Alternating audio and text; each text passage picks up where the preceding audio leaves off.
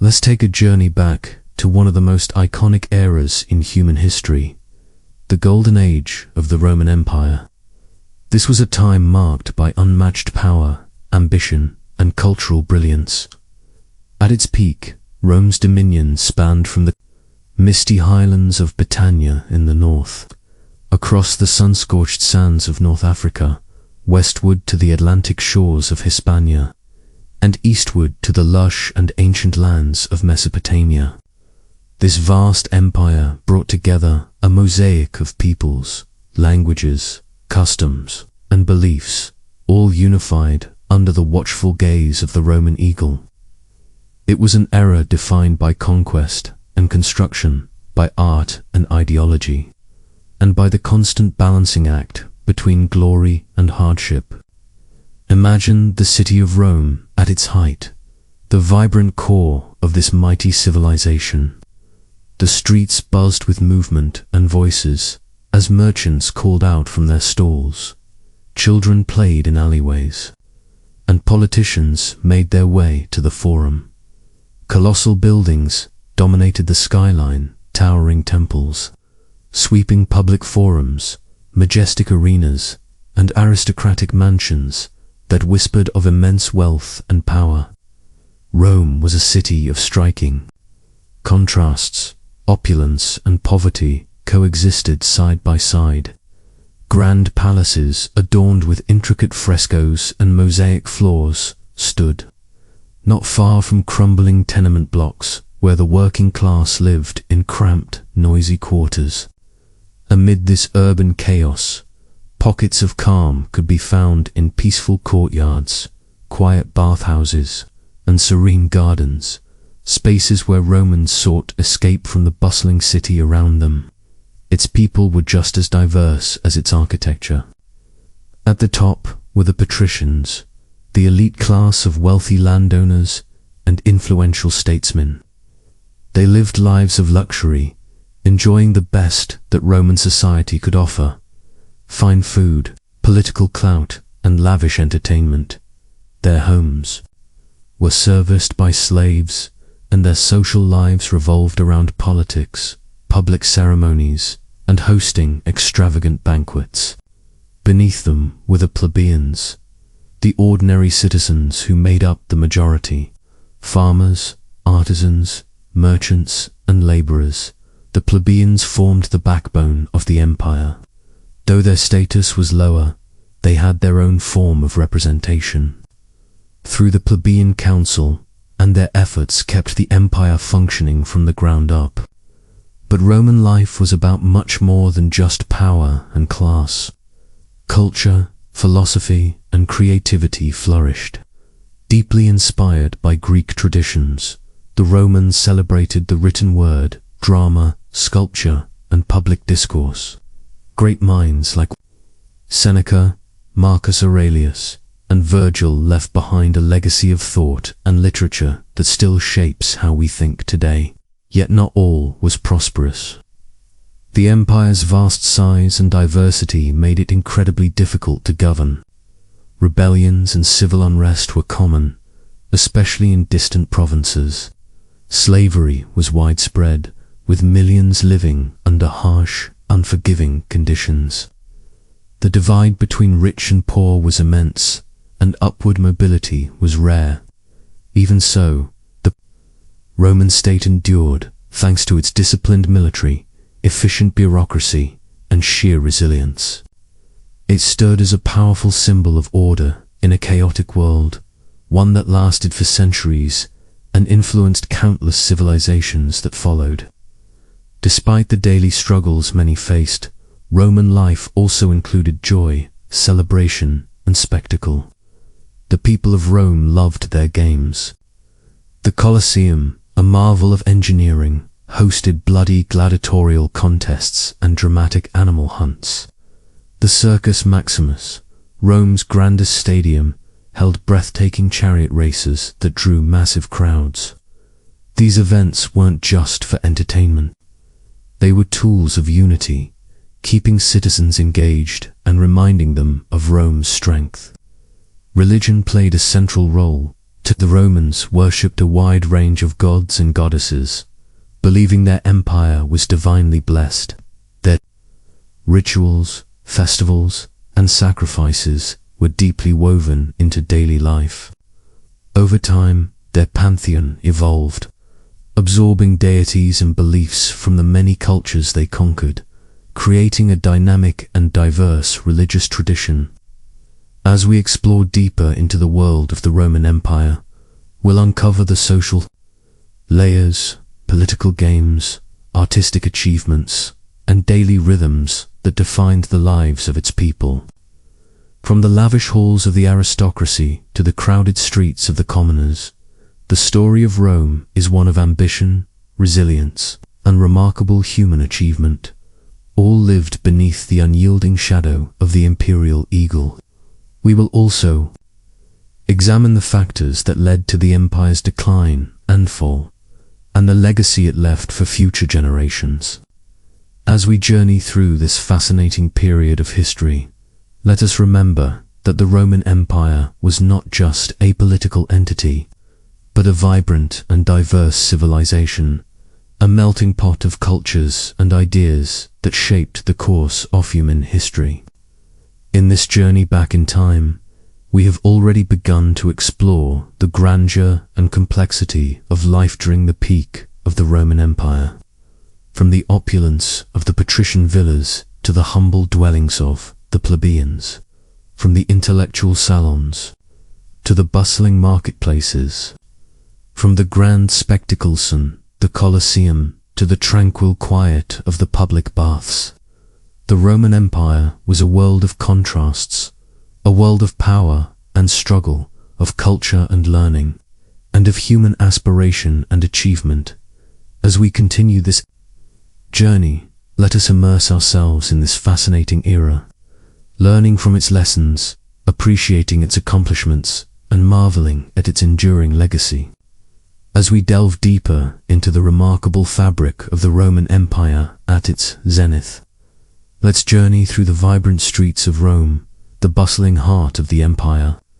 Imagine the city of grand edifices and public structures like the Colosseum and the Pantheon that punctuated the city. These architectural marvels were a testament to Rome's unparalleled engineering prowess, and they continue to captivate us in the present day. The most common dwelling in Rome was the insula or apartment building. These structures were often built cheaply and could be prone to fires and collapses. However, this was the everyday reality for most Romans, as only the wealthy could afford private homes. These dos were luxurious private residences with rooms arranged around a central courtyard, often adorned with intricate mosaics and fresco. In the Roman society, the family was perceived as a fundamental unit. The paterfamilias, or father of the family, held an almost absolute power known as patria potestas over his kin. This power extended over his wife, children, and slaves, binding them into a single economic and legal entity. However, contrary to many preconceived notions, Roman women enjoyed a significant degree of freedom compared to their contemporaries in other ancient societies. They could own and inherit property and had the right to divorce. Slavery was an integral part of the Roman economy and society. Slaves performed an array of tasks, from domestic chores and tutoring to manual labor in the fields and mines. However, the life of a slave was far from simple. Their treatment largely depended on their masters. Some slaves were treated relatively well, while others were subjected to severe hardships. The Romans were renowned for their advancements in engineering and public health. They built an intricate network of roads and bridges to expedite trade and military movement. Their aqueducts ingeniously transported fresh water from distant sources into city sand towns, facilitating public baths and latrines and upholding a high standard of sanitation. The Roman diet was simple, but nourishing, with wheat and barley serving as staples.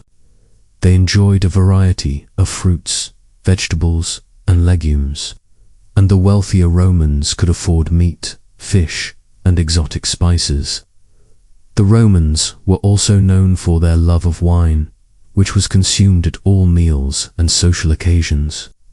Education was highly valued in Roman society.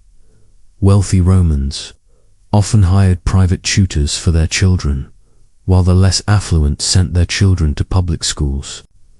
The curriculum was rigorous, focusing on reading, writing, arithmetic, and moral conduct. Religion permeated every aspect of Roman life. The Romans worshipped a pantheon of gods and goddesses, each governing a different aspect of life. They believed the importance of maintaining a proper relationship with the gods through rituals and sacrifices, a practice known as pietas. Despite its grandeur, the Roman Empire was not devoid of social issues. Poverty and class disparity were rampant, and the gap between the rich and the poor was starkly visible in Thessaly's urban landscape. Public entertainment, such as gladiatorial games and chariot races, were often used as amens to divert the population's attention from these societal problems. As we step back and view this intricate tapestry of Roman life, we find a society characterized by a blend of remarkable achievements and profound challenges. From their architectural marvels to their social structures, their Romans crafted a civilization that continues to influence our world today. As we close our eyes and drift into sleep, we carry with us the echoes of this ancient world, reminding us of the indelible human capacity to create, adapt, and endure. As we delve deeper into the Roman Empire at its zenith, let's explore the remarkable city planning and infrastructure that underpinned its prosperity.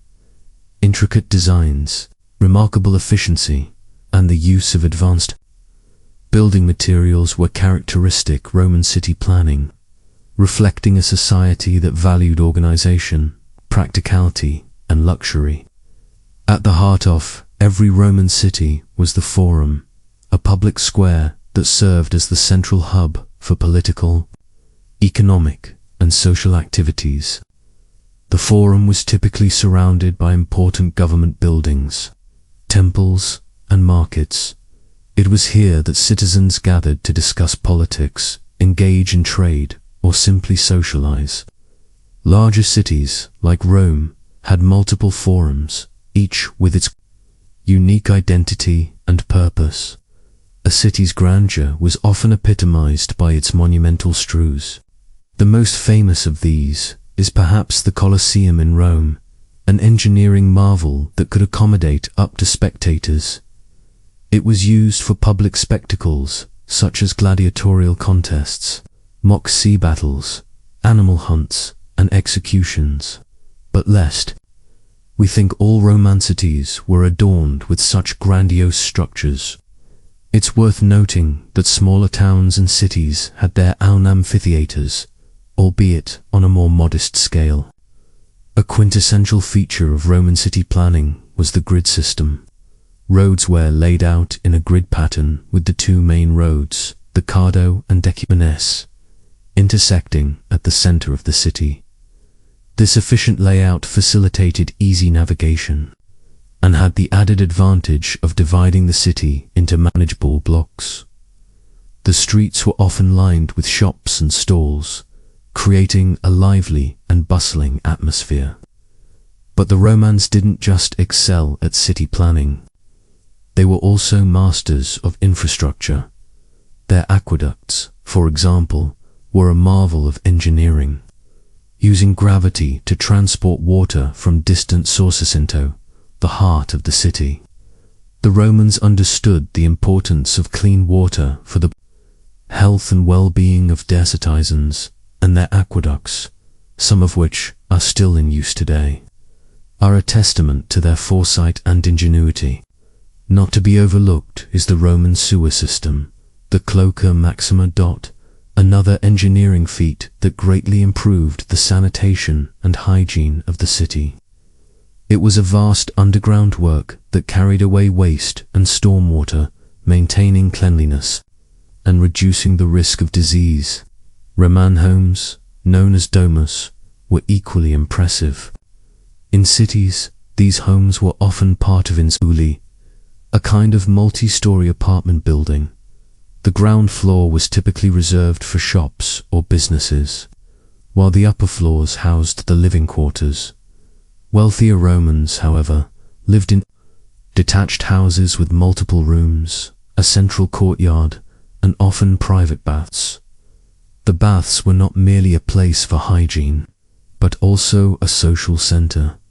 The Grand Bathus, like the baths of Caracalla in Rome, boasted an array of facilities, including hot and cold baths, saunas, gymnasiums, and even libraries. Patrons could enjoy a leisurely soak, exercise, or engage in intellectual discourse, all under one roof. From their city planning and infrastructure to their homes and social centers, the Romans demonstrated a deep understanding of urban living. They recognized the need for organization, cleanliness, leisure, and community, and implemented these principles in their designs. This attention to detail, coupled with their technological prowess, contributed to the high standard of living during the peak of the Roman Empire. As we continue our journey, we will further explore the Roman lifestyle, their food, clothing, and entertainment, all of which played a significant role in shaping the unique culture of this great civilization. But for now, let's take a moment to appreciate the remarkable planning and infrastructure that underpinned the prosperity of the Roman Empire at its zenith. As we continue our journey into the past, we now find ourselves at the heart of the Roman Empire, its bustling capital, Rome. The city stood as a testament to the empire's grandeur, a place where one could witness the full breadth of Roman life and culture. Indeed, Rome was the epitome of what it meant to live during the peak of the Roman Empire. As we wander through the ancient city in our minds, we first come across the famous Roman bathus, or these were not merely places for hygiene, but served as social hubs, where Romans of all social classes would gather to gossip, conduct business, and relax after a long day. These baths were architectural masterpieces, boasting large heated pools, steam rooms, and gymnasiums. Some, like the baths of Caracalla, even housed libraries, lecture rooms, and shops. The Romans took great care in their personal hygiene, and these baths were a testament to that commitment. Stepping out of the warmth of the bathhouse, we find ourselves on the bustling streets of Rome. The city was a hive of activity. Streets and alleys were filled with vendors selling their wares, from fresh produce, fish, and meat to clothing and jewelry. Slaves bustled about, carrying out their master's orders. There was a constant hum of conversation, haggling, and the clatter of carts and chariots. Our path leads us to the Grand Forum, the heart of Roman public life. Here one could find the great temples, the Senate House, and the markets. It was in the Forum that the citizens of Rome would gather to hear important speeches, witness trials, and participate in public affairs. The illustrious marble buildings reflected the sun, creating an almost ethereal glow that must have been awe-inspiring to the citizens of Rome. Just beyond the Forum, we find the Circus Maximus, the great stadium where Romans would flock to witness their thrilling chariot races. These events were immensely popular, and the stadium could hold up to spectators. The air would be filled with the roar of the crowd as they cheered for their favorite charioteers, adding to the exhilarating atmosphere. Venturing further, we come across the Colosseum, the grand amphitheater that was the venue for gladiatorial contests, mock sea battles, and other public spectacles.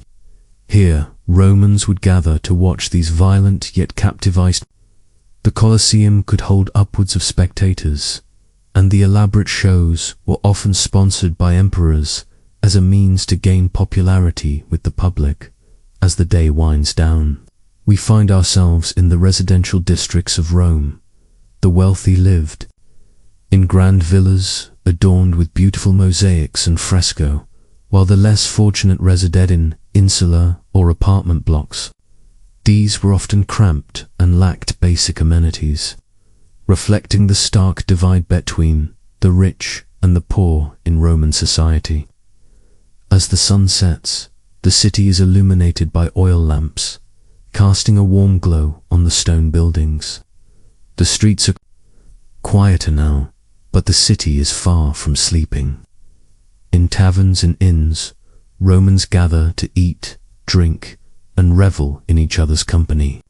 Music and laughter fill the air, adding to the lively atmosphere as we conclude our journey through the day in Rome. It becomes evident that life during the peak of the Roman Empire was defined by a vibrant social scene, an appreciation for the arts, and a strong sense of community. It was a period of unrivaled prosperity and cultural advancement, the impact of which can still be felt today. In our next section, we will delve deeper into the daily lives of the Roman citizens, exploring their routines, their beliefs, and their personal lives. We will discover how they lived, loved, and thrived in this grand empire. So, Forno, close your eyes and imagine the glow of the Roman lamps, the hum of the city as it goes about its nightly routines, and the distant laughter from a nearby tavern. Let the sounds and sights of ancient Rome lull you into a peaceful sleep as we prepare for our next journey into the past. As we continue on our journey through the Roman Empire at its peak, we find ourselves landing in the bustling heart of the empire, Rome herself. It is important to remember that Rome was not just the capital, but a symbol of the empire's might, wealth, and grandeur. The city was a bustling metropolis, home to over 1 million residents, a figure that was indeed staggering. For the era, Rome was a melting pot of cultures, languages, and traditions, all coexisting under the strong edifice of the Roman law and order. The city was a marvel of engineering and architecture, with grand structures like the Colosseum, the Forum, and the Pantheon. The streets were bustling with commerce, with traders from all corners of the empire selling their goods. The sounds of the city were a constant hum, from the clatter of the chariots on the cobblestones to thecator of the citizens in the bathhouses and taverns. Amidst this bustle, the average Roman citizen led a life that was, in many ways, not so different from our own. They woke up at dawn, had a light breakfast, and then went about their day's work. Many Romans were engaged in commerce, while others worked as craftsmen, soldiers, farmers, or slaves. Lunch was a quick meal, often eaten on the go, while dinner was a more elaborate affair, often shared with family and friends. Despite the grandeur of the city and the empire, life was not easy for the average Roman citizen. The gap between the rich and the poor was wide, and poverty was rampant. Many Romans lived in cramped multi-story apartment buildings known as insulae, which were often unsafe and unsanitary. Fire was a constant threat in these structures, and the Roman fire brigade was a vital part of the city's infrastructure. Yet despite the challenges, Roman society was remarkably resilient and adaptive. The Romans were great innovators, and they developed many technologies that we take for granted today. They had a complex system of aqueducts to bring fresh water into the city, and a network of roads and bridges that connected the far-flung corners of the empire. They had public baths, gymnasiums, and libraries, and they valued education and the arts. In terms of culture, The Romans were great enthusiasts of the theatre, and plays were a popular form of entertainment. Epic poetry, philosophy, and history were also highly valued, and the works of great Roman writers like Virgil, Horace, and Livy have survived to this day. The Romans also loved their sports and games. Chariot races were a popular pastime, and the Circus Maximus, the largest stadium in Rome, could hold up to spectators. Gladiatorial games were also a major attraction. Although they were a brutal and bloody spectacle, religion played a role in Roman life. The Romans were polytheistic, worshipping a pantheon of gods and goddesses.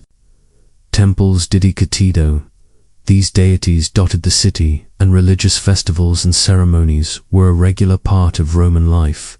The emperor himself was considered a divine figure, and his cult was an important part of the state religion. As we wrap up this section 04 journey through the Roman Empire, it's important to remember that Rome was not just a city, but a symbol. It was the heart of an empire that spanned 3 continents, a testament to the ingenuity, ambition, and resilience of the Roman people. Life in Rome was a microcosm of life in the empire at large, filled with all the complexities, contradictions, and challenges that come with being a part of one of history's greatest civilizations.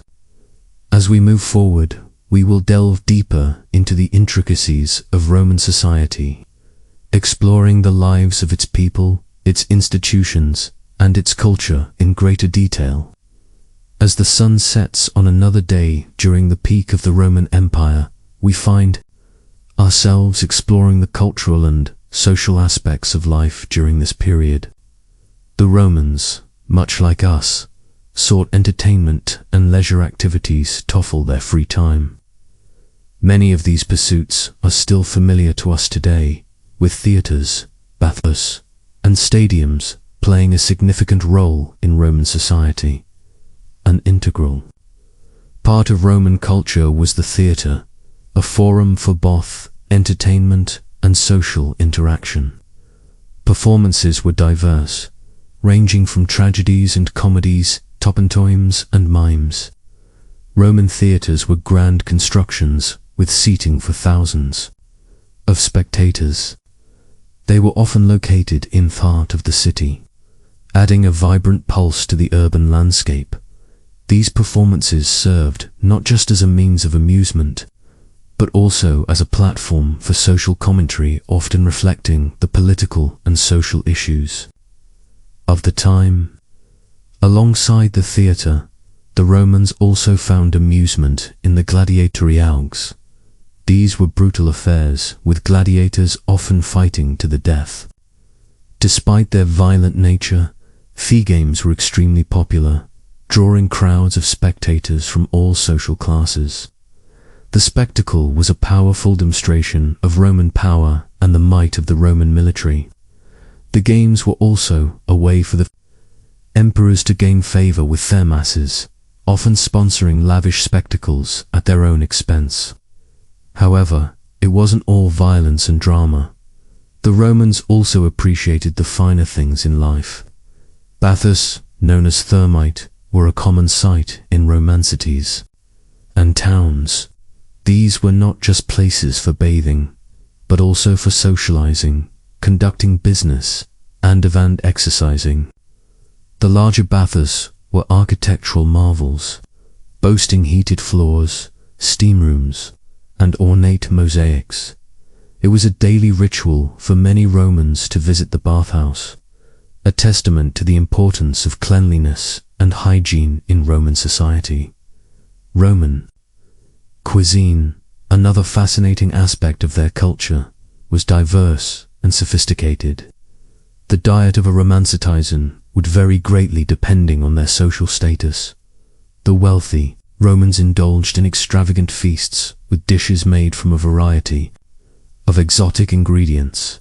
These banquets were often elaborate affairs lasting several hours and accompanied by entertainment. On the other hand, The diet of the common Roman citizen was more modest, typically consisting of grains, fruits, vegetables, and occasionally meat.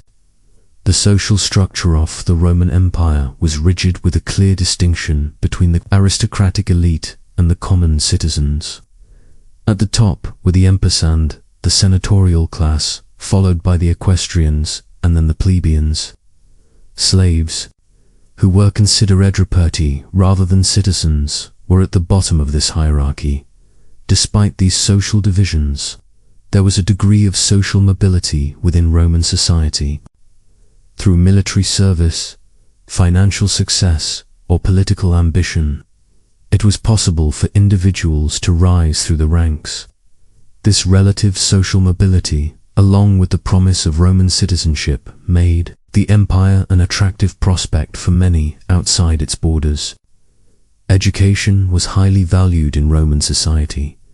Children from wealthy families were often tutored at home, learning a curriculum that included literature, history, and philosophy.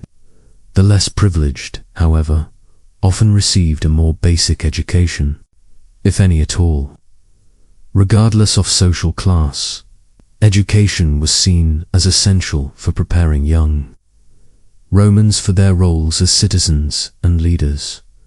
Religion played a crucial role in Roman society, with an extensive pantheon of gods and goddesses worshipped by Thebes. Temples dedicated to these deities dotted the landscape of the empire, acting as centers for religious ceremonies and festivals. The Roman calendar was filled with religious observances, demonstrating the importance of religion in daily life. As we delve deeper into the life of the Romans, we begin to see a society that is both familiar and alien to us. Their customs, traditions, and daily routines offer a fascinating glimpse into a civilization that, despite its eventual decline, has left an enduring legacy on the world. As the night draws in, let's take a moment to appreciate the complexity and richness of Roman life during the peak of the empire. Tomorrow, we will continue our journey exploring the political and military aspects of Rome at its zenith. For now, however, let's close our eyes and dream of the grandeur that was Rome, as we delve deeper into our exploration of life during the peak of the Roman Empire, or Pax Romana. We move our focus from the bustling streets and the grandeur of the public spaces to the intimate settings of Roman homes. The home, or domus, was a critical part of Roman society, and it offers us a fascinating glimpse into the daily life of the period. Roman homes varied greatly depending on the wealth and status of their owners. The rich lived in spacious, opulent houses with intricate mosaics and fresco, while the poor resided in cramped multi-story apartment buildings known as messel. The dois, the traditional home of the wealthy Roman, was a marvel of architectural design. The typical dois consisted of several rooms, including a dining room, triclinium bedrooms, cubicula, a kitchen, and a study or office, tablinum. At the heart of the domes was the atrium, a large open central space with an opening in thorough that allowed rainwater to collect in a shallow pool below called the impluvium. This ingenious design provided natural light and ventilation while also serving a practical function. The walls of these homes were often adorned with intricate fresco depicting scenes from mythology, landscapes, or daily life. Floors were often covered in mosaics, painstakingly crafted from tiny colored tiles. The themes of these mosaics range from simple geometric patterns to complex scenes from mythology, history, or the natural world. These decorative elements were more than just aesthetic. They were a way for the homeowner to display their wealth, taste, and education. The Romando was also a place of work. Many wealthy Romans had shops or offices attached to their homes where they conducted their business affairs. Slaves performed much of the actual labor, whether it be managing a shop, cooking meals, or cleaning the home. The treatment of slaves varied greatly, but in many cases they were considered part of the family and were treated with respect. In contrast to the Deus, the insuli were crowded, multi-story apartment buildings that housed the city's lower classes. These buildings were often poorly constructed and prone to fires and collapses. The apartments themselves were small and cramped, often with a single room serving as both a living and sleeping area. Despite these hardships, the insuli were vibrant places teeming with life and activity. Food and dining were central aspects of Roman life. Meals were simple for the lower classes, often consisting of grain, vegetables, and occasionally meat or fish. Few wealthy, however, indulged in extravagant feasts that showcased their wealth and status. A typical banquet might include a range of dishes from oysters to peacock, accompanied by fine wines, and followed by entertainments as music, dancing, or poetry readings. Education was highly valued in Roman society. Children were taught at home by their parents or private tutors until the age of 7, when they began formal schooling. Boys and girls were educated separately, with boys learning reading, writing, arithmetic, and rhetoric, while girls were taught spinning, weaving, and other domestic skills. Religion permeated every aspect of Roman life. From the public rituals performed in the temples and at the public gemesto, the private ceremonies conducted in the home. Each home had a small shrine or lararium where the household gods were worshipped. These gods or lists were believed to protect the home and its inhabitants. In our next section, we will explore the fascinating world of Roman entertainment, where gladiatorialcists and chariot races captured the imagination of the populace and provided a welcome distraction from their challenges of daily life. As we continue our journey through the peak of the Roman Empire, let your mind wander through the streets of Rome, from the grand villas of the wealthy to the bustling incel of the poor, imagining the sights, sounds, and smells of this remarkable period in history. As we continue our exploration of life during the peak of the Roman Empire, we now turn our attention towards the political structure and the military that formed the backbone of this historical powerhouse. At the heart of the Roman political system was the Senate, an advisory council made up of Rome's most prestigious citizens. The Senate held enormous sway over the Roman state and was composed of lifelong members, usually former magistrates. The Senate was not only a political body, but also a social institution, a sort of gentleman's club where the elite could discuss matters of state and society. The Senate's primary role was to advise the magistrates and the people, but its decisions, known as senatus consulta, held significant weight. The Roman Empire was a period of autocracy, with the emperor holding supreme power. However, maintaining the illusion of the republic was important, and emperors often went to great lengths to secure the Senate's approval. The emperor would propose legislation which the Senate would then approve. In reality, the Senate had no real power to oppose the emperor, but their endorsement gave the emperor's decisions an aura of legitimacy. The emperor could not rule alone, and the imperial court was a complex web of officials, advisors, and family members. The emperor's household, the domus, was the administrative hub of the empire here. The emperor was surrounded by a multitude of advisors, freedmen, slaves, and family members who helped him rule. The court was a hotbed of intrigue, with factions vying for the emperor's favor. The Roman Empire was not just a political entity, it was also a massive military machine. The Romans had a professional standing army, the first of its kind in history. The backbone of this army was the legions, units of about men each, which were further divided into centuries of around men. The legions were not just fighting forces, they were also engineering corps, building roads, bridges, and fortifications across the empire. Each legion was a self-contained unit with its own command structure, medical staff, engineers, and even a small navy. The soldiers were well trained and disciplined with a strict hierarchy and a code of conduct. The legions were not just for war.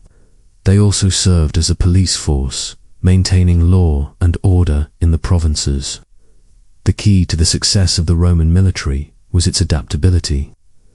The Romans would often adopt the tactics and weapons of Athene.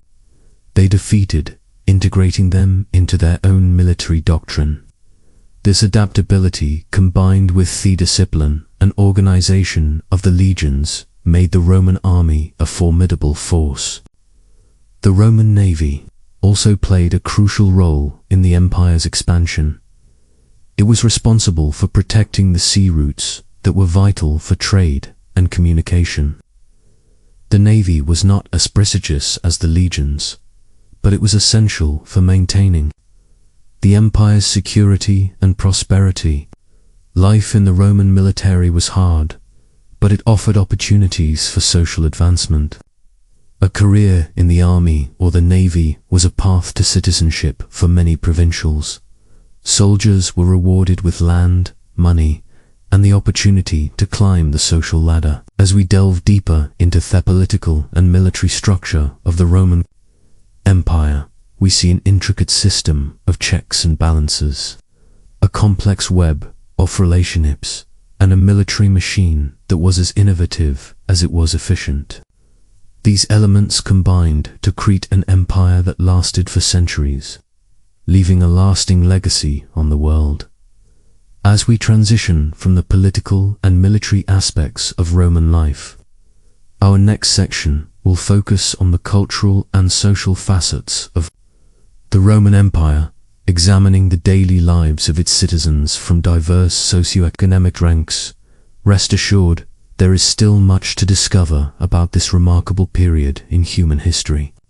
As we delve deeper into the heart of the Roman Empire at its peak, it becomes increasingly clear that the Romans lived in a world that was both similar and alien to our own. Let's take a closer look at the day-to-day life of an average Roman citizen. Living during the height of the empire around the end century AD, Romans awoke with the sunrise, often to the sounds of the bustling city streets. As the sun's first rays began to peek over the horizon, Rome would already be coming alive with the noises of vendors setting up their stalls, the clatter of horses and carts on the cobblestone streets, and the distant ringing off blacksmiths' hammers. Most Romans lived in small apartments or houses, often sharing their space with extended family or lodgers. These dwellings were typically made of brick and concrete, with a flat roof that could be used for additional living space or even a small garden. Breakfast in Rome was a simple affair. Most Romans would begin their day with a meal of bread, cheese, and perhaps some olives or dried fruit. This would be washed down with a cup of pusca, a sour wind luted with water, which was a common drink throughout the empire. After breakfast, the men of the house would usually head off to work or to the forum, while the women would remain at home to oversee the household chores. The Roman workday was fairly short by modern standards, often ending in the early afternoon. This was partly due to the Mediterranean climate, which made it impractical to work during the hottest part of the day. After work, many Romans would head to the baths, a key part of Roman social life. These weren't just places to get clean, but were also spaces for socializing, exercising, and even conducting business. Roman baths were grand, elaborate buildings, often featuring a series of heated rooms and pools. Visitors would typically start in therium, a warm room that helped to open the pores before moving to the hotter caldarium. After sweating in the heat, they would plunge into the cold waters of the frigidarium. Many baths also had gymnasiums, libraries, and even barber shops. The Romans took their bathing very seriously, viewing it as both a social duty and a mark of civilization. After their visit to the baths, Romans would return home for cena, the main meal of the day. This was a leisurely affair, often lasting several hours and featuring a range of dishes. A typical Roman cena might include a starter of eggs or a salad, followed by a main course of meat or fish, and finishing with a dessert of fruit or honeyed cakes. Wine was a common accompaniment to the meal, usually served watered down. Evening in Rome was a time for relaxation and entertainment. Many Romans would attend the theatre or watch gladiatorial games at the Colosseum. Others might visit a tavern for a drink and some gambling, or enjoy a leisurely stroll around the city. As darkness fell, the streets of Rome would be lit by oil lamps, casting a warm flickering glow over the city. Despite the many similarities to our own lives, it's important to remember that life in the Roman Empire was also marked by vast inequalities. Slavery was a fundamental part of Roman society, and the lives of slaves were often harsh and brutal. At the other end of the scale, the Roman elite lived lives of unimaginable luxury, feasting on exotic dishes and wearing garments of the finest silk. As we close this section of our journey through the Roman Empire, we are reminded of the extraordinary complexity and diversity of this ancient civilization. Rome was a city of contrasts, where grandeur and squalor existed side by side. It was a place where the mundane and the extraordinary were intertwined, creating a society that continues to fascinate us over years later. As we continue our exploration in the sections to come, we will delve further into the intricacies of Roman society, shedding more light on this remarkable period in history. As we continue our journey through the historical era of the Roman Empire, let's delve into the daily life and customs during the Pax Romana or Roman peace, a period of stability and relative peace that lasted from BC to AD. This era was marked by significant growth and prosperity, with the empire's boundaries extending from Britain in the north to Egypt in the south, Spain in the west, and Mesopotamia in the east. At the heart of the empire was the city of Rome itself, a bustling metropolis of over 1 million people. Its citizens were a diverse mix of not just Romans, but also Greeks, Jews, Gauls, Germans, Britons, Thracians, Egyptians, and many others from the far corners of the empire. Rome was the hub of trade, politics, and culture, with magnificent public buildings and luxurious private homes showcasing the wealth and power of the empire. Roman society was strictly hierarchical.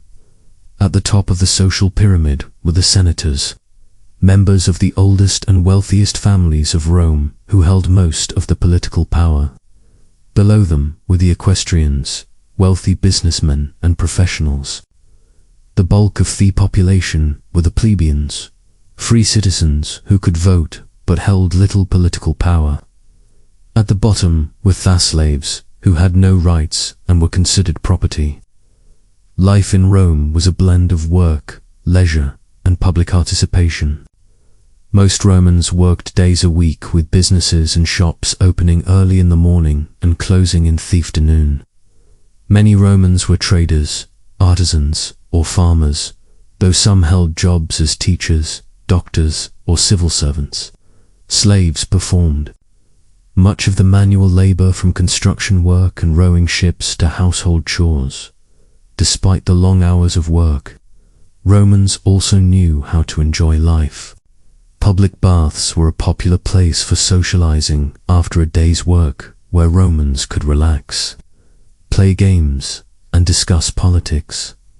The Romans loved their games, from board games like tabula, similar to backgammon, to physical activities like wrestling. and horse racing. The most popular spectator sport was the gladiatorial games, where trained fighters battled each other or wild animals in front of large cheering crowds. Food was another important aspect of Roman life.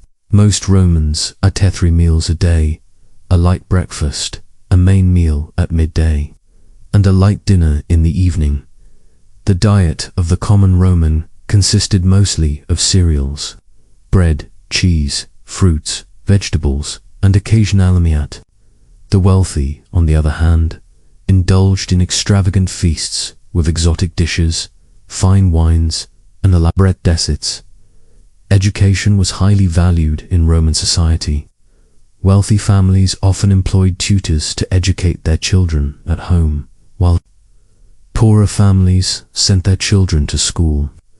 Boys and girls both received basic education. Boothier education was reserved mostly for boys. Subjects taught included reading, writing, arithmetic, music, and rhetoric, with the latter being particularly important for those aspiring to a political career.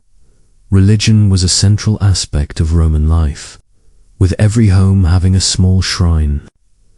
To the household gods, the Romans honored a wide pantheon of gods and goddesses, each presiding over different aspects of life.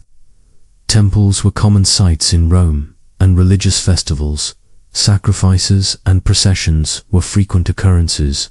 The Romans also believed in divination and consulted soothsayers for guidance on important decisions.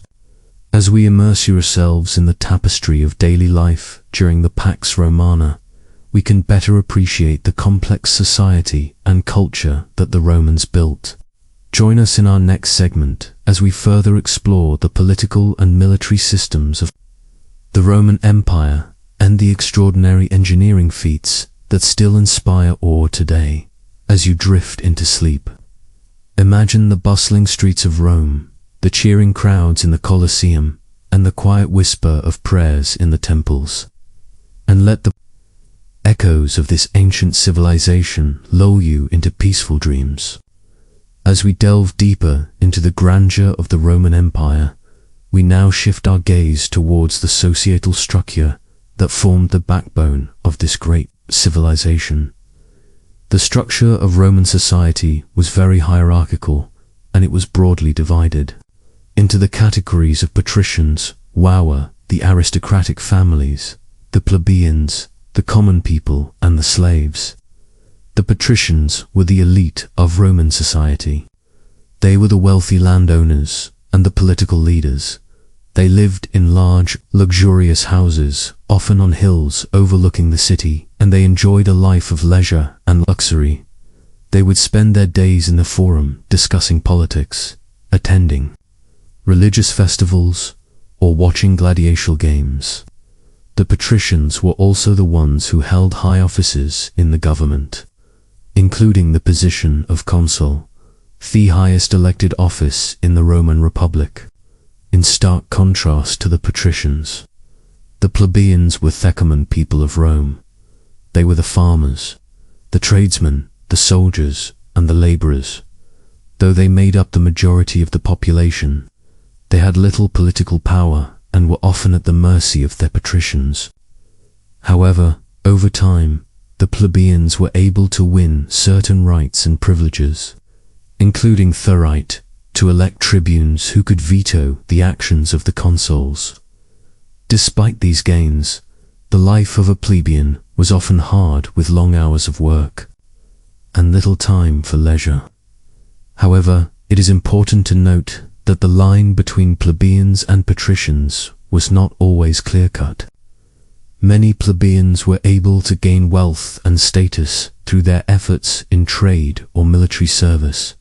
These new men, as they were called, often tried to emulate the lifestyle of the patricians, building large houses and sponsoring public games and festivals.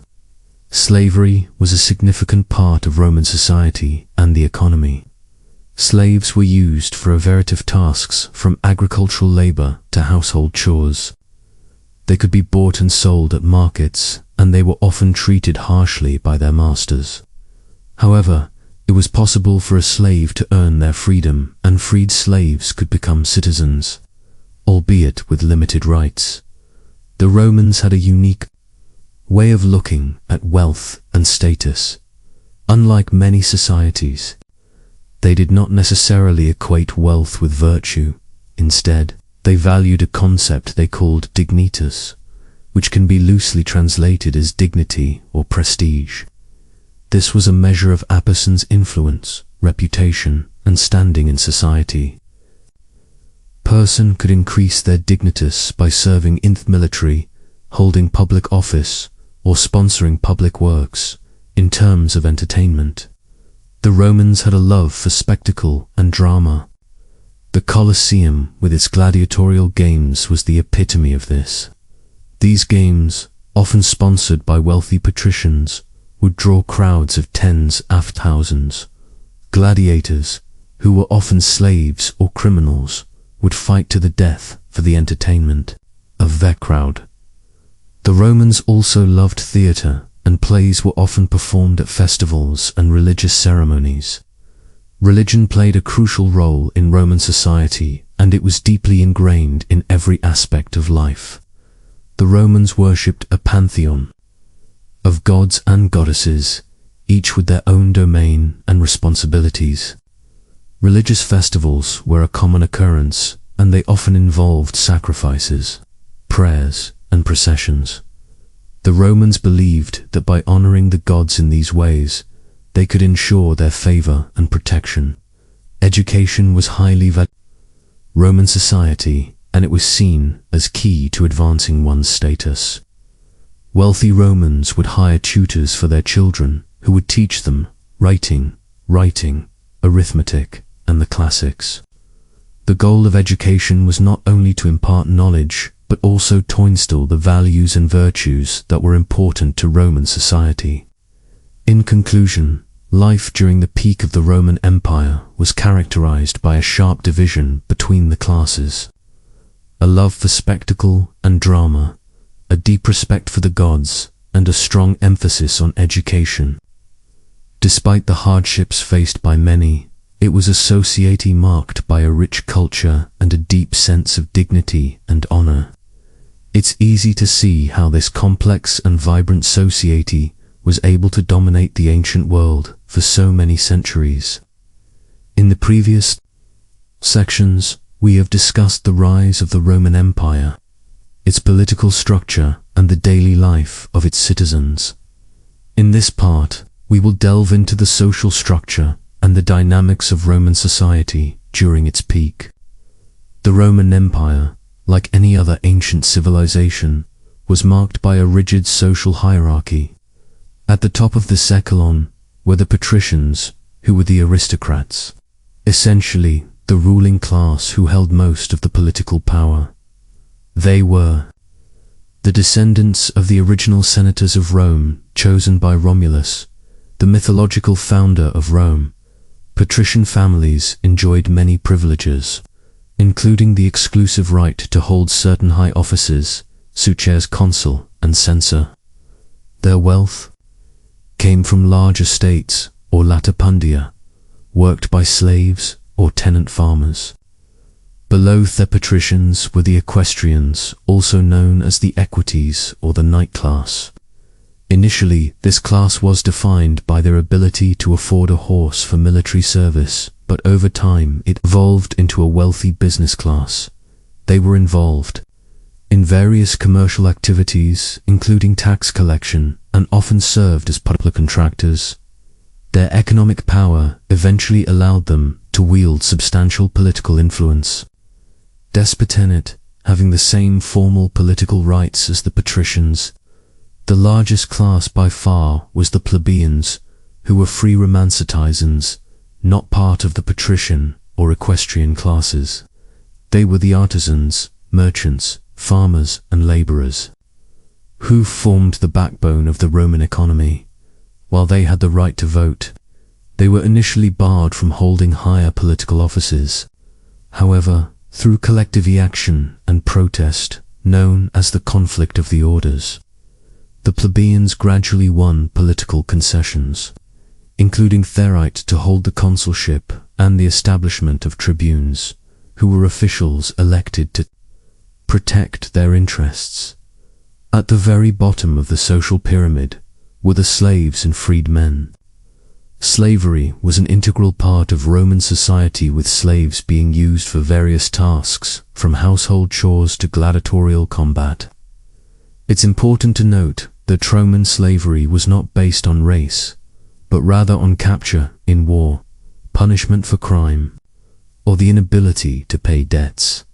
Freedmen, on the other hand, were former slaves who had either bought their freedom or had been granted it by their masters. Although freedmen had most of the rights of a Roman citizen, they were not viewed as social equals by the freeborn citizens. The social structure of Rome also had a gendered aspect. While men dominated the public sphere, women in Rome had a degree of personal and economic independence not common in the ancient world. They could down property, engage in business, and initiate divorce. However, they could not vote or hold public office. The Roman Empire was also renowned for its multiculturalism. With the expansion of the empire, a multitude of cultures, languages, and religions were absorbed into Roman society. This cultural diversity was evident in all aspects of Roman life, from its cuisine and fashion to its religious practice and artistic expressions. During the peak of the Roman Empire, social mobility was possible to an extent. A plebeian could amass wealth and join the equestrian class. A slave could be freed and become a wealthy businessman, and an equestrian could enter the Senate if he met the property qualification. However, these instances were exceptions rather than the norm, with the vast majority of individuals remaining in the social class they were born into. Overall, Roman society during the epoch of the empire was a complex and stratified system that afforded different levels of privilege and power to its members. Despite its inherent inequalities, it also offered opportunities for advancement that were relatively rare in the ancient world.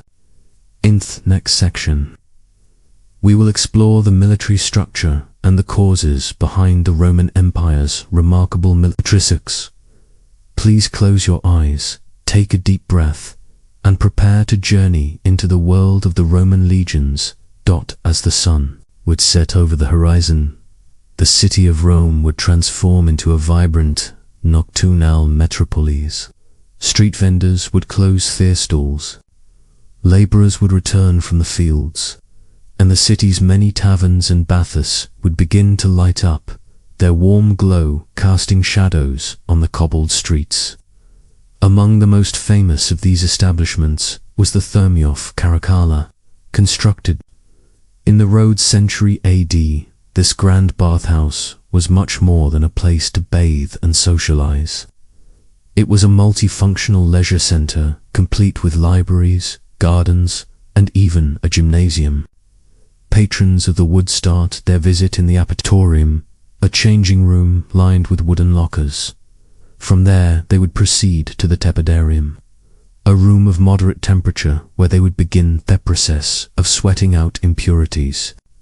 Then they would move on to the colarium, a hot bath, and finally the frigidarium, a cold pool designed to close the pores and invigorate the body. This ritual not only promoted hygiene, but also relaxation and camaraderie among the patrons, who ranged from politicians to poets, generals to gladiators. After a visit to the bathhouse, Romans might attend a banquet, another cornerstone of social life in the empire. These events were extravagant affairs, with guests reclining on couches and enjoying delicacies like roasted peacock and stuffed mice. The wealthier the host, the more lavish the banquet, with some aristocrats employing professional entertainers to amuse their guests. Music, poetry, and even acrobatic performances were all common features of these events. But life in the Roman Empire was not all leisure and luxury.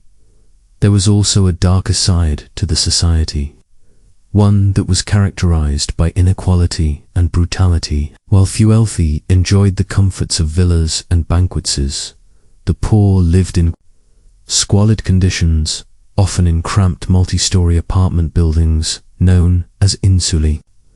These buildings were prone to collapse and fire, and the residents often lacked basic amenities like running water or sanitation. Moreover, the empire was built on the backs of slaves who performed a wide range of tasks, from manual labor in thieving to domestic service in the homes of the wealthy. Slaves were considered property and were often treated harshly, and their only hope for freedom was through manumission, a process by which a slave could be freed by their master. Despite these challenges, the Roman Empire was a remarkably stable society, characterized by a strong legal system, efficient administration. The Romans were skilled engineers, constructing a vast network of roads and aqueducts that facilitate trade and communication across the empire. They were also innovative architects, pioneering the use of concrete and the arch, innovations that allowed them to build magnificent structures like the Colosseum and the Pantheon. Additionally, the Romans were known for their literary and artistic achievements. Poets like Virgil and Ovid penned epic works that are still studied today, while sculptors created realistic portraits of emperors and gods. Even everyday objects, like pottery and jewelry, were often intricately decorated, reflecting the Romans' appreciation for beauty and craftsmanship. In the end, life during the peak of the Roman Empire was a study in contrasts. It was a time often preceded wealth and power, but also of poverty and oppression. It was a society that valued education and culture, but also reveled in spectacle and excess. And though the empire would eventually fall, its influence can still be seen today in everything from our architecture to our legal system, our language to our culture. As we continue our journey through this fascinating period, we will delve deeper into the lives of the people who lived during this time, exploring their customs, beliefs, and daily routines. We will also examine the factors that led to the eventual decline and fall of the empire, a process that would usher in the Middle Ages and forever change the course of Western history. Until then, rest your eyes and dream of the grandeur of Rome, an empire that once was and in many ways still is. As we delve deeper into the heart of the Roman Empire at its peak, it's essential to explore the intricacies of daily life, particularly in the bustling metropolis of Rome itself. To truly immerse ourselves, let's imagine a day in the life of an average Roman citizen. The Roman day, known as dies, began at sunrise around a.m. and ended at sunset. Their day was divided into hours or hay.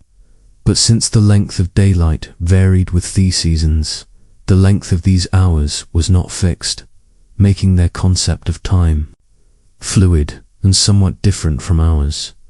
The daily life of a Roman citizen was dictated by their social status. The elite patricians began their day with a light meal, the irontaculum, typically consisting of bread, cheese, and sometimes olives or dried fruits. This was followed by Themernon Salucio, where clients or clientes paid their respects to their patronus or patron. This was a key aspect of the patron-client relationship, a fundamental social dynamic of Roman society. Clients, often lower-class citizens, provided services and support to their patron in exchange for protection and aid. If our imagined Roman citizen was a plebeian or commoner, their day would look quite different. After a similarly light meal, they would head to work. Many worked as farmers, laborers, or tradesmen, while others served in the homes of wealthier Romans.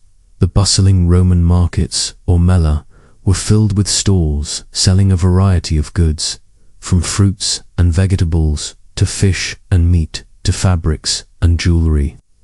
The markets were a hub of activity filled with the sounds of haggling vendors, the scent of fresh produce, and the sight of Romans from all walks of life crossing paths. Around my day, the Romans took a short break for their lunch, or pandium. This was a quick, often cold meal, as the Mediterranean climate could quite hot during the day.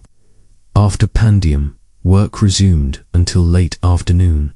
For the wealthy, this could include involvement in politics, managing their estates or businesses, or for the intellectual elite, studying philosophy or literature. The less privileged continued their labor, whether it was tilling the fields, crafting goods, or serving in a patrician household. In the late afternoon, roundp.m. By our modern reckoning, Romans would visit the public baths, or these were not merely places for hygiene, but social and recreational centers where Romans could meet friends, exercise, and even conduct business. The baths were an architectural marvel of the Roman Empire, with facilities including hot and cold pools, steam rooms, and gymnasiums. Our Roman citizen, regardless of their social standing, would have spent a considerable amount of time here, as it was an integral part of their daily routine.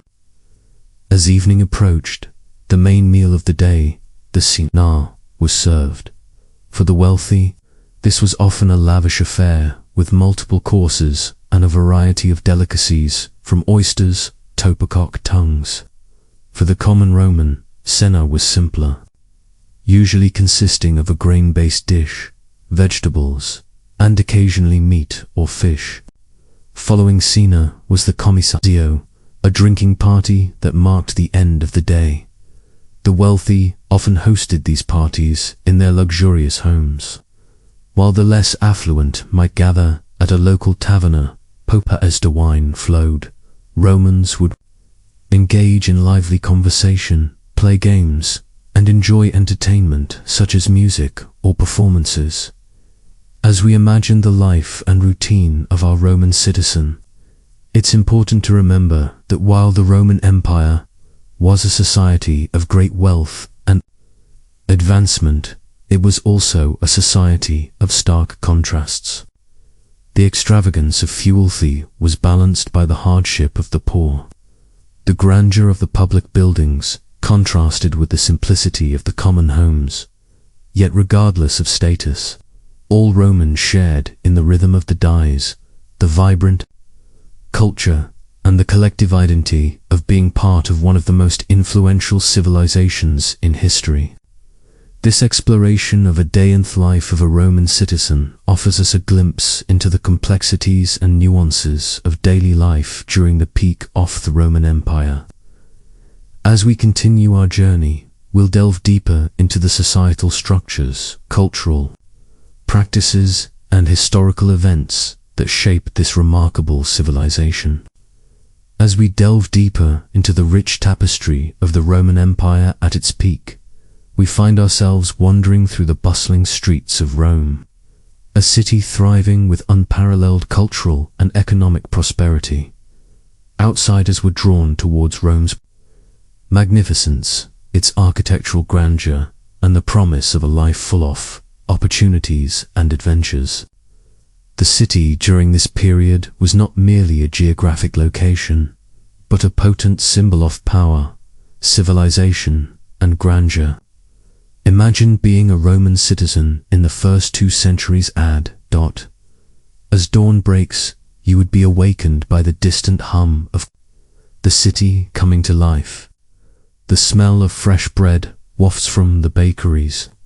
The clatter of metal from blacksmith shops reverberates through the narrow alleyways, and the clamor of traders and merchants fills the air with an infectious energy. As you step out onto the cobblestone streets, you'd see a variety of people going about their daily routines. The majority of the Roman population comprised of artisans, laborers, and small-time merchants. They were the backbone of the Roman economy, contributing significantly to its prosperity. The middle class or the equestrians were successful business owners and government officials. And then there were the patricians, the upper class of the society who were large landowners and held high-ranking political positions. Education was highly valued in Roman society. Wealthy families employed a private tutor or sent their children. Toa ludus, where they were taught grammar, rhetoric, philosophy, and physical education. The less privileged, however, had limited access to education. Their knowledge often restricted to what they learned from their parents or through apprenticeships. Despite the social disparities, Roman society was bound by a shared love for entertainment and leisure.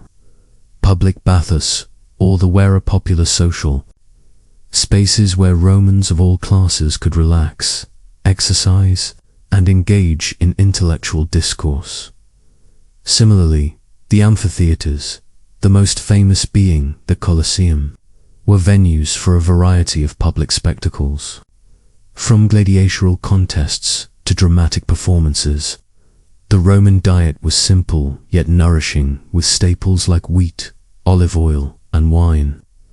Wealthy Romans had the luxury of indulging in elaborate feasts with a variety of meats, seafood, fruits, and desserts. The less fortunate survived on a more austere diet of porridge, bread, and sometimes a small portion of meat or fish.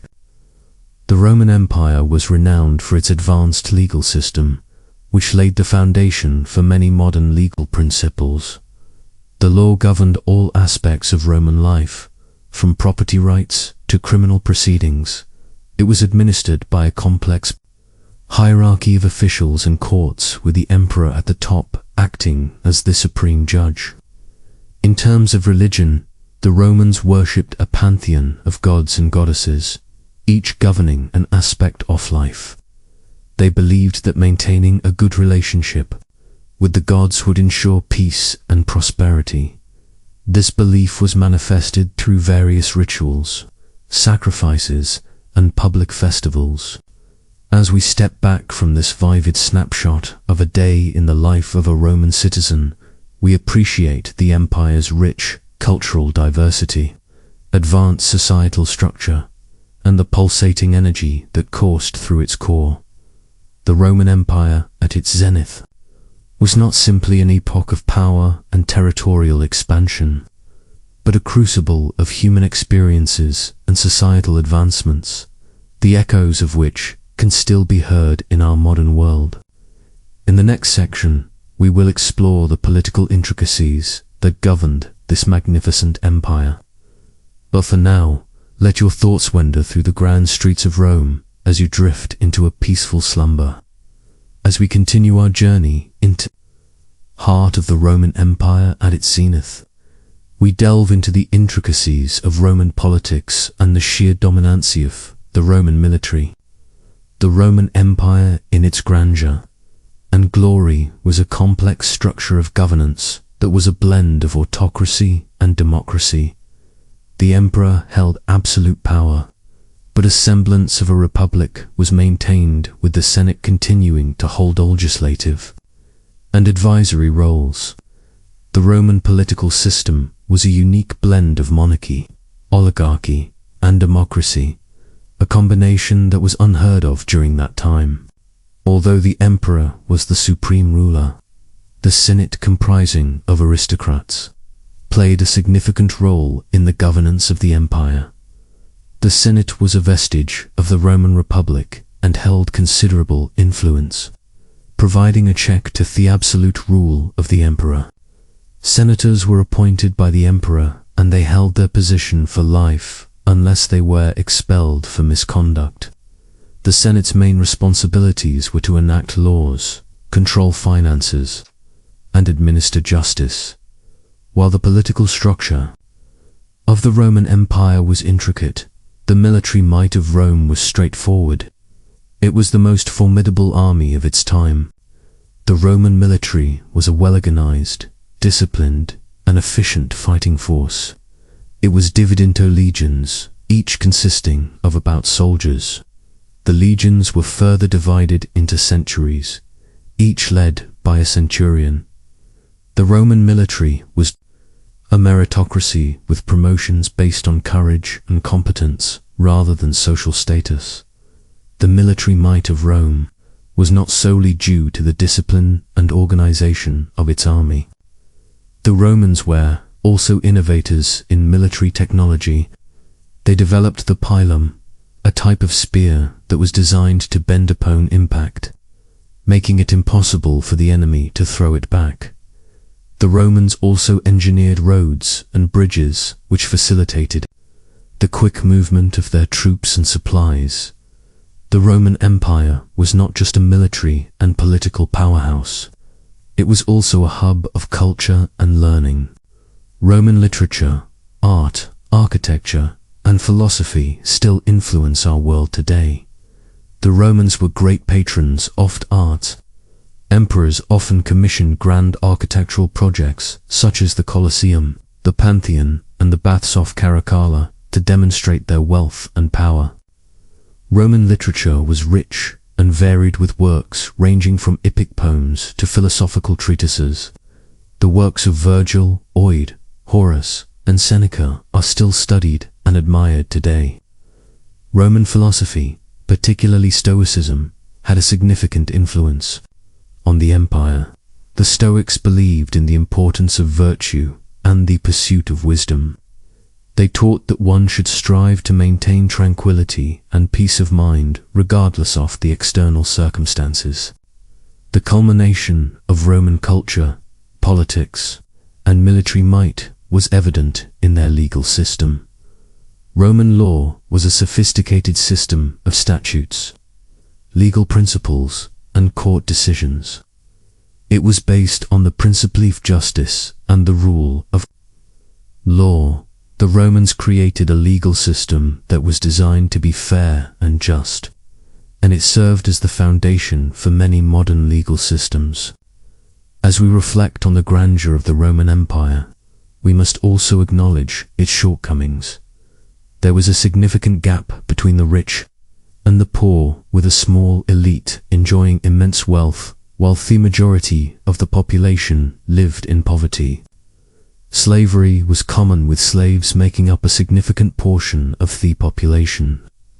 Despite these flaws, the Roman Empire remains one of the most influential civilizations in human history.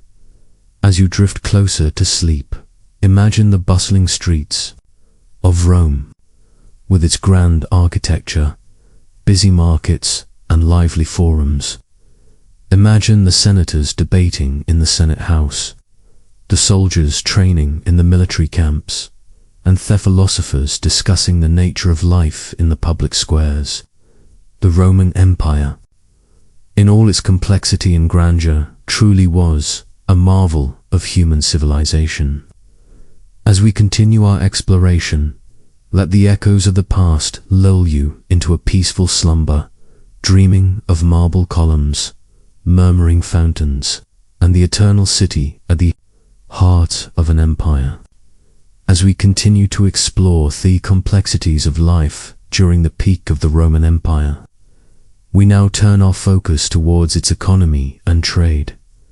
Rome's economy was a complex and multifaceted system which was interwoven with their political structure and cultural norms. Its strength was based on agriculture, trade, and slave labor. The vast expanse of the Roman Empire, which spanned 3 continents, brought with it a wide variety of trade goods and opportunities. At the heart of Rome's economy was agriculture.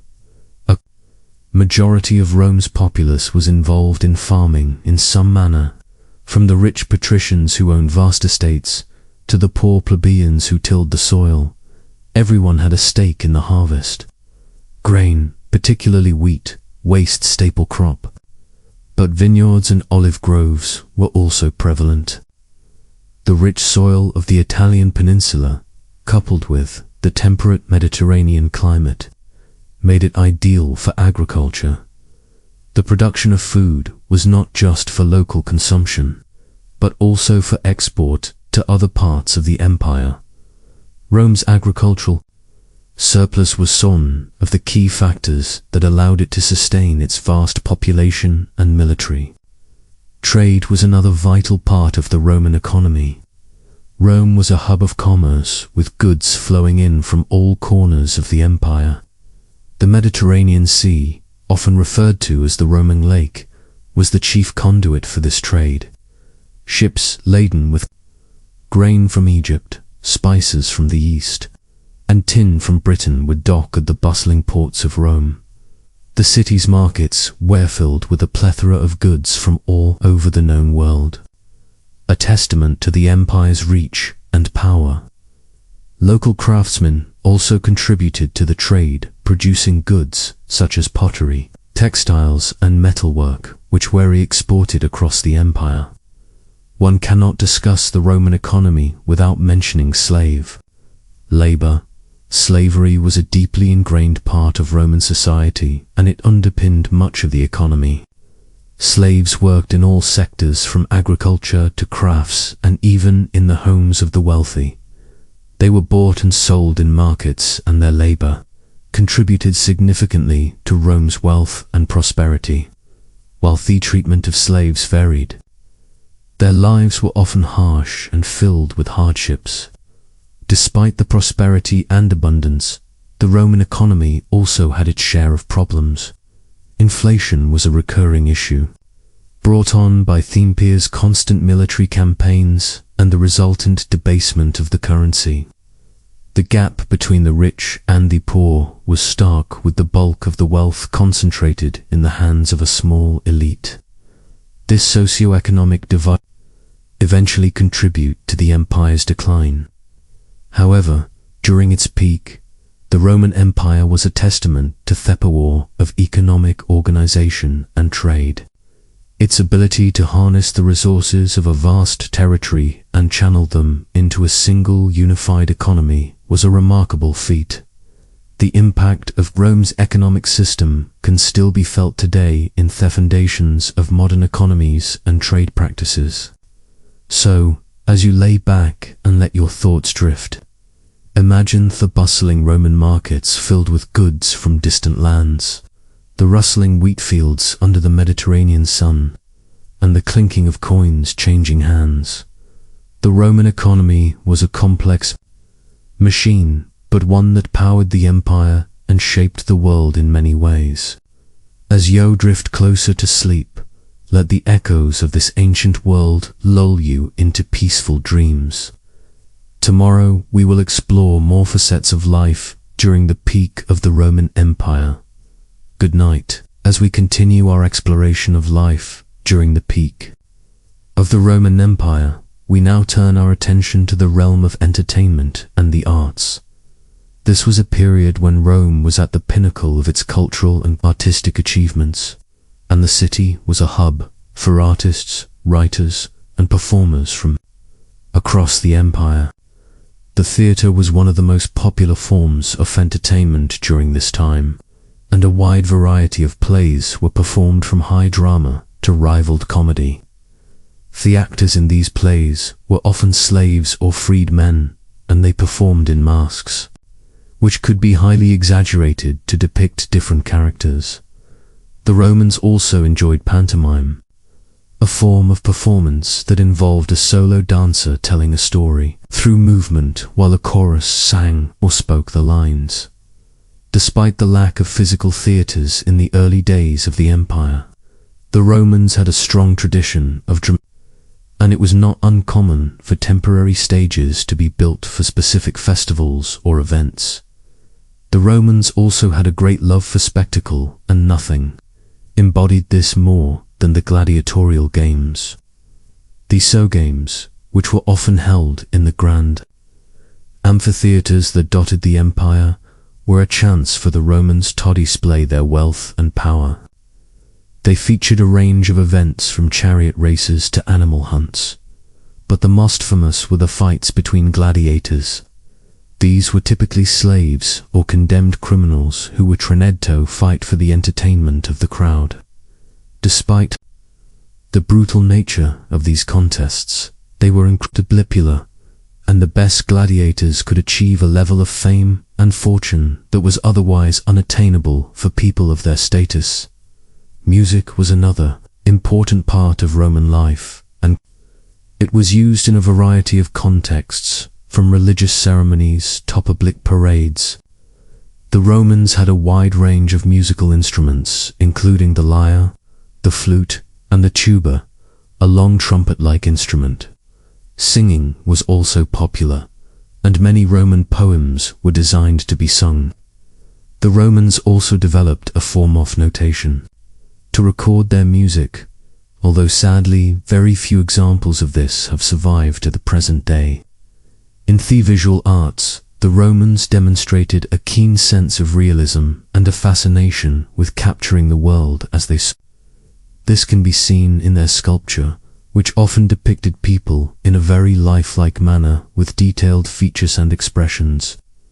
They also excelled in creating detailed mosaics and fresco which depicted scenes from everyday life, mythology, and history. These works were often used to decorate public buildings and private homes, and they give us a fascinating insight into the world of the Romans. Literature was another area where the Romans excelled. The empire produced a number of great writers, including poets like Virgil and Ovid, historians like Tacitus and Livy, and philosophers like Seneca and Marcus Aurelius. These works covered a range of topics from history and philosophy to love and mythology, and they have had a profound influence on Western literature. Education was also highly valued in Roman society, and there was a strong emphasis on learning and intellectual pursuits. Children were taught to read and write, and they were also educated in subjects like mathematics, music, and philosophy. Education was seen as a way to prepare children for their adult roles in society, and it was also a means of instilling them with the values and ideals of the Roman Empire. Despite the many advancements and achievements of the Roman Empire, it's important to remember that life during this time was not without its challenges. The society was highly stratified with a vast gap between the rich and the poor. Slavery was widespread, and many people lived in conditions of extreme hardship. However, for those who were able to navigate the complexities of Roman society, there were also opportunities for wealth, power, and cultural enrichment. As we move forward in our exploration of the Roman Empire, we will delve deeper into the complexities of Roman society, examining the political, economic, and social structures that underpinned the empire's success. We will also explore the factors that led to the empire's eventual decline, shedding light on the fragility of even the most powerful of empires.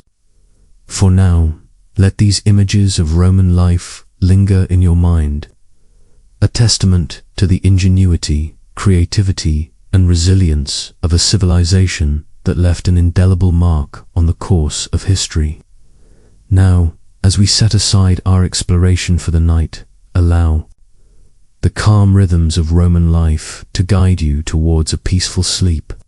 Our journey through the historical tapestry of the Roman Empire continues as we delve deeper into the complexities of daily life during its apex, a period distinguished by vast territorial expansion, relative peace, and notable cultural advancements. Imagine the bustling streets of Rome, the heart of the empire, teeming with people from all walks of life, from affluent senators to humble slaves. The Roman Empire at its peak was a melting pot of cultures, a vivid tapestry of intertwined destinies that shaped the course of history. Let us start our exploration with the typical Roman home or dos. Architectural advancements allowed the Romans to build multi-story residences, a testament to their engineering prowess. For the wealthy, these homes were often sprawling, luxurious affairs, complete with intricate mosaics, fresco, and statues. At the center of the domus was the atrium, a courtyard that often housed the impluvium, a basin to collect rain water.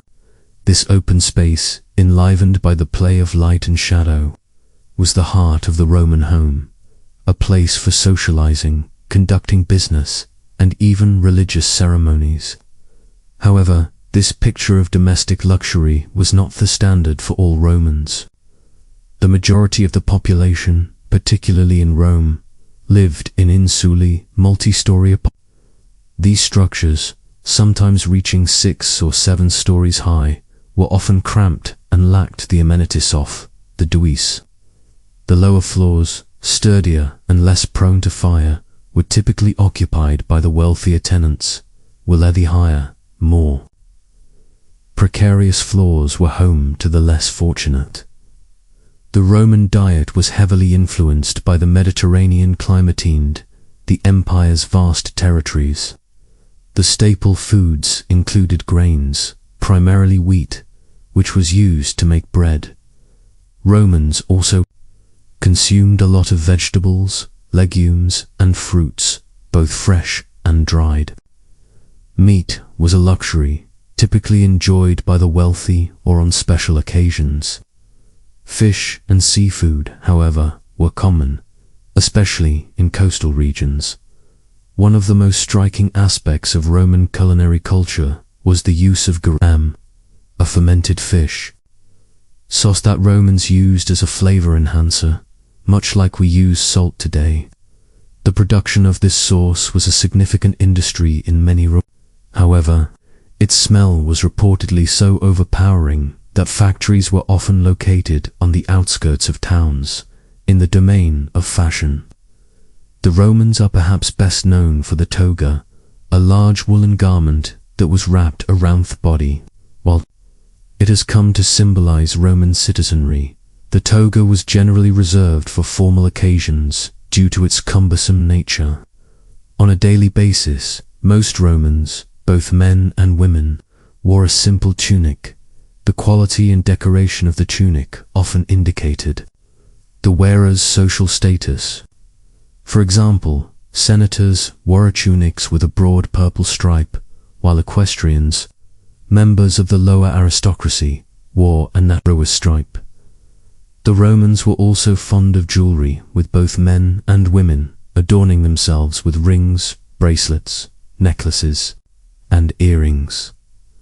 Wealthier Romans often had jewelry made of gold and adorned with precious gems, while those of more modest means wore pieces made from less expensive materials.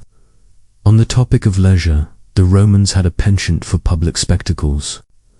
The Colosseum, perhaps the most iconic structure from this period, was the site of gladiatorial contests, mock naval battles, and other public spectacles. Theatre was another popular form of entertainment, with comedies being particularly well liked. Most towns and cities in the empire had a theatre, and performances were often a part of religious festivals. Trade was a vital part of life in the Roman Empire, with goods flowing in from all corners of the empire. The marketplace or forum was the center of commercial life, with merchants selling everything from foodstuffs to clothing to exotic goods from far-off lands. The Romans also developed an impressive road system which facilitated trade and military movements.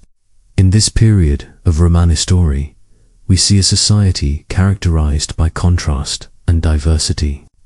From the luxurious homes of the wealthy to the cramped apartments of the poor, from the opulent feasts of the aristocracy to the simple meals of ordinary citizens. The Roman Empire was a complex and vibrant world. As we delve deeper into this fascinating era, we will further explore the intricacies of daily life, the cultural practice, and the societal structures that defined the Roman Empire at its peak. So, close your eyes, imagine the bustling streets of ancient Rome, and let history come alive as we delve deeper into the heart of the Roman Empire. We journey into the bustling city centers, where 32 days' life of the common Roman citizen unfolded. The typical Roman city was a marvel of engineering, with well-paved roads, intricate sewage systems, and impressive structures of brick and stone. One of the most iconic structures, the amphitheater, served as the hub of Roman social life, where citizens gathered to enjoy public spectacles and games. These massive arenas could hold thousands of spectators and were architectural marvels of their time. The Roman household, or dois, was another crucial part of Roman life. The dois was not just a physical structure. It was a social unit that included the head of the household, his wife, children, and slaves. Wealthy Romans lived in luxurious urban villas, adorned with intricate mosaics, frescoes, and statuary. These homes had many rooms, including a dining room, bedrooms, a kitchen, and often a small garden. The poor, on the other hand, lived in cramped multi-story apartment buildings called insulae. These were often poorly constructed and prone to fires. Life in the Roman Empire was stratified, and one's social status greatly affected one's quality of life. At the top of the social hierarchy were the patricians, the wealthy aristocratic class. Below them were the plebeians, or common people, slaves.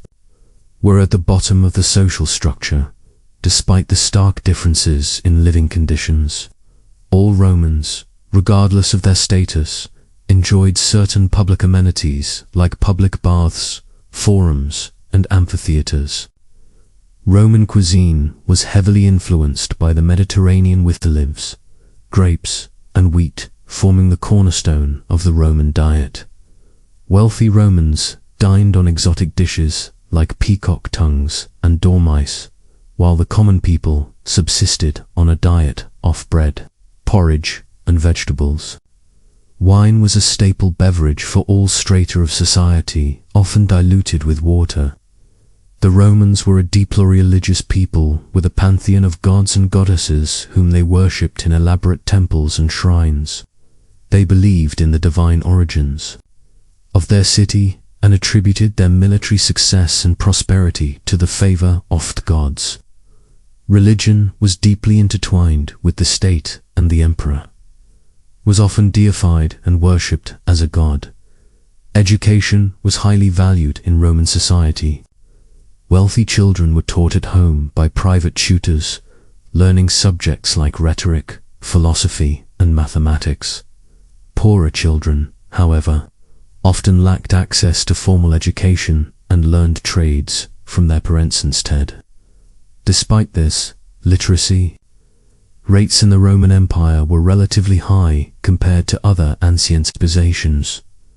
Roman law was a complex system built on centuries of tradition and precedent. Roman law influenced many subsequent legal systems, and many of its principles are still in use today. Notably, the Romans were among the first to establish the concept of innocent until proven guilty. Roman society was also marked by its love for leisure and entertainment. The Romans enjoyed public spectacles like gladiatorial games and chariot races, held in massive arenas like the Colosseum. Theatre and music were also popular forms of entertainment, with many Romans playing musical instruments and attending plays in their free time. In the Roman Empire, life was a blend of luxury and hardship, of grand spectacles and simple pleasures. It was a society marked by its ingenuity, its love for spectacle, and its deeply ingrained social hierarchies. Despite the many challenges and inequalities, the people of Rome built a civilization that has left an indelible mark on history. As we continue our journey through the Roman Empire, we delve deeper into the lives of the Romans, exploring their hopes, dreams, and daily struggles. As we delve deeper into the day-to-day existence in the Roman Empire's pinnacle, we arrive at their realm of education and intellectual pursuits. The Romans, much like us today, understood the value of a well-rounded education. However, the form and content of this education differed significantly from our modern conception of schooling. Let's paint a vivid picture of a Roman child's educational journey, an important aspect of life during the epoch of the Roman Empire. In the early morning, the Roman child, typically a boy, would be sent off to the house of a literator or reading and writing teacher. Girls, while not entirely excluded from education, often receive a less structured, less extensive education at home, focusing mainly on domestic skills. The literator would instruct their children in the basics of reading and writing in Latin, the lingua franca of the empire. This education was not free, and the cost would vary based on the teacher's reputation. The teacher's room would be filled with the hubbub of children reciting their lessons aloud, a far cry from the quiet, individualized study we associate with modern classrooms. After mastering the basics, the child would proceed to a grammaticus, a teacher of grammar and literature. Here the child would delve into the works of great Roman and Greek authors, absorbing the cultural and moral lessons these works conveyed. The child would also learn to write in Greek, as bilingualism was highly valued in Roman society.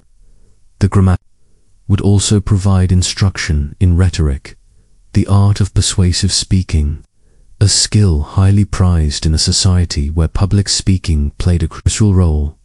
If the family could afford it, the final stage of education would involve a rhetoric and philosophy.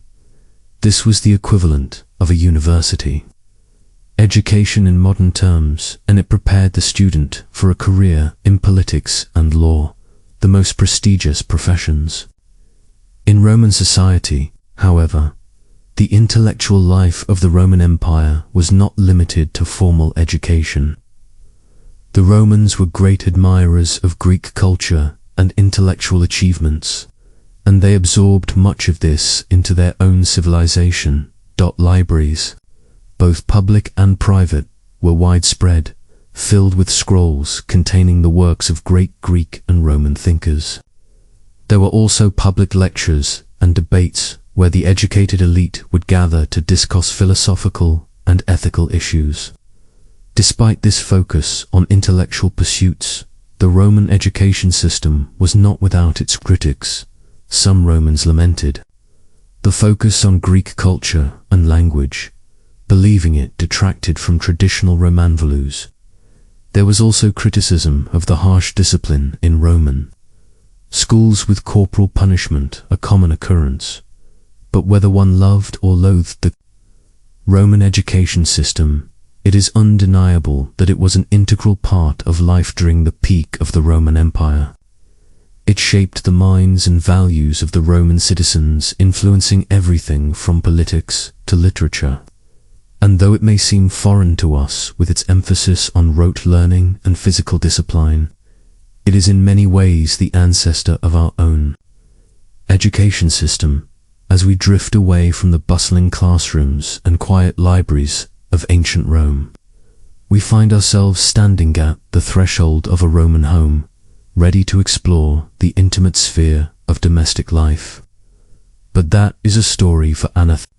For now, let us close our eyes and imagine the echoing voices of Roman children reciting their lessons, the rustling of parchment scrolls in a library, the animated discussions in a public lecture.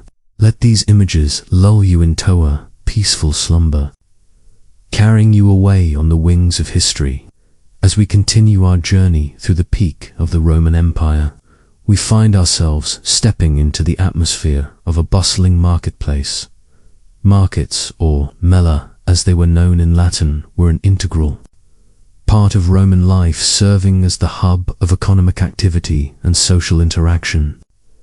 These were not just places for buying and selling, but venues where news was exchanged, politics discussed, and friendships formed. The marketplace was a bustling array of stalls, peddlers and shoppers.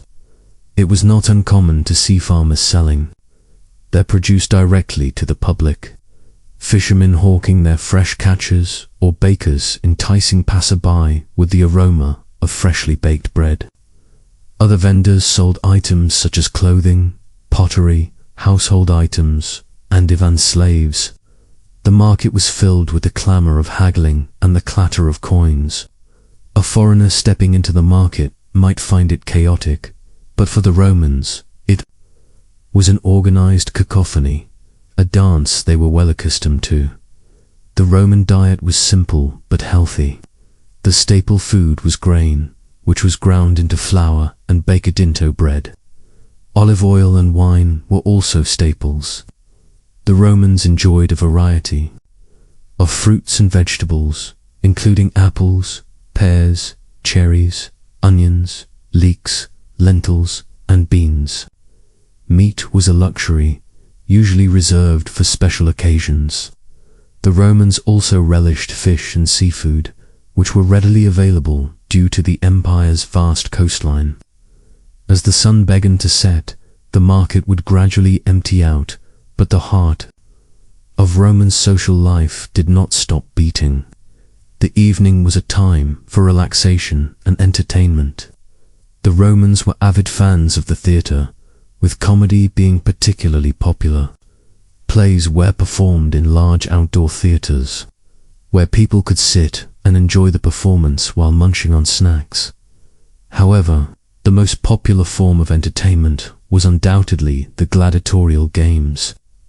These were violent spectacles where gladiators, usually slaves or criminals, fought each other or wild animals to the death.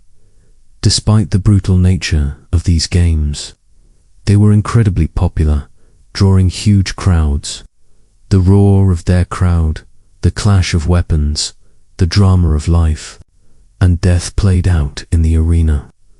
This was the spectacle that the Romans craved. Yet, the Romans were not just about blood and spectacle. They were also deeply interested in education and philosophy. Schools were common throughout the empire, where children learned reading, writing, arithmetic, and rhetoric.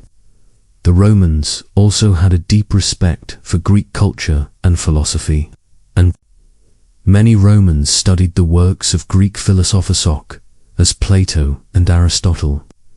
The Romans also had a sophisticated legal system. They believed in the rule of law and justice. The tables, the earliest code of Roman law, laid out the legal and responsibilities of citizens. The laws covered a wide range of issues, from property rights to criminal law. The Romans also had a system of courts and judges to enforce the law. As the day drew to a close, the Romans would return to their homes, which varied greatly depending on their wealth. The poor lived in cramped apartments in multi-story buildings called insulae. These buildings were often poorly constructed and prone to fires. The wealthy, on the other hand, lived in luxurious villas with spacious rooms, beautiful mosaics, and lush gardens. As we leave the bustling streets and head towards the quiet of the night, we can reflect on the complexity and richness of Roman life during its peak. It was a time of prosperity and growth, but also of great inequality and violence. Yet, despite these contradictions, it was a society that left an indelible mark on world history. As we drift into slumber, we carry with us the echoes of the Roman Empire, a civilization that continues to fascinate and inspire us to this day. In the last section, we concluded our journey through the bustling markets of ancient Rome, breathing in the heady scent of spices, herbs, and olives, and listening to the dynamic sound of coinage, bargaining, and the myriad languages spoken by the diverse populace. Now, let us turn our attention to the heart of the Roman Empire, its government and politics. Rome, at the height of its power, was an oligarchy masquerading as a republic. The government was essentially controlled by a number of powerful families, known as patricians, who held the majority of political power. These families often had deep roots in the Roman society, tracing their lineage back to Rome's earliest days. Despite this concentration offer, the Romans were deeply proud of their republican ideals and made a show of electing 2 consuls each year to manage the affairs of the state. The consuls were the highest-ranking officials in the government, sharing the executive power. They were chosen from among the senators, a group of about men who were the real power behind the Roman government. The Senate was the primary legislative body responsible for making laws and decisions about war and peace. Senators were also responsible for electing the consuls, which often led to intense political rivalries and event bloodshed. In addition to the consuls and the Senate, there were several other important positions in the Roman government. These included the praetors, who acted as judges, the aediles, who were in charge of public buildings and festivals, the quaes, who managed the state, treasury, and the censors, who maintained the census and moral standards of the state. To balance the power of the patrician class, there were also institutions that allowed the participation of the common people, or plebeians, in the Roman government. The plebeians could elect their own officials, known as tribunes, who had the power to veto the decisions of the Senate. This was a crucial safeguard against the absolute rule of the patricians and allowed for a limited form of democracy in the Roman Republic. Despite these democratic trappings, corruption was rampant in the Roman government. Elections were often rigged, and bribery was a common practice. Wealthy individuals could buy political offices, and politicians often used their positions to amass personal fortunes. This corruption was one of the factors that led to the decline and fall of the Roman Republic and the rise of the Roman Empire. In the late Republic, a series of civil wars and political crises led to the rise of Julius Caesar, a charismatic annal who seized power and declared himself dictator for life. After his assassination, his adopted son, Octavian, later known as Augustus, became the first Roman emperor, marking the end of the Roman Republic and the beginning of the Roman Empire. Under the empire, the Senate lost much of its power, becoming more of a symbolic institution. The emperor held absolute power, making all major decisions and controlling the military. However, the emperors often maintained the illusion of a republic with the Senate and other institutions still functioning, albeit with greatly reduced power. This was the political structure that governed the vast Roman Empire, from Britain in the north to Egypt in the south, and from Spain in the west to Syria in the east. It was a complex and often corrupt system, but it managed to maintain control over a vast and diverse territory for many centuries. As we delve deeper into the Roman Empire's political landscape, we can begin to see the intricate web of power and politics that made Rome one of the most fascinating civilizations in history. In the next section, we will explore the day-to-day life of an average Roman citizen, from the working-class plebeians to the wealthy patricians. Join me as we step into the